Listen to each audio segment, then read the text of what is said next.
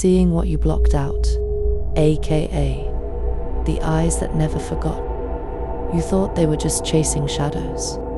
They're reacting to remnants, entities that never left when the veil dropped. Cats weren't domesticated.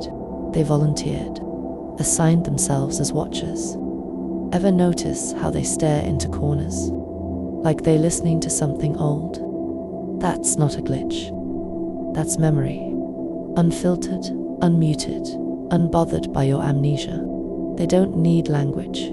They remember frequency, the ones you tuned out to survive. While you scroll through distractions, they pacing dimensions. They ain't just cute, they're guardians, and sometimes messengers. You weren't supposed to hear this.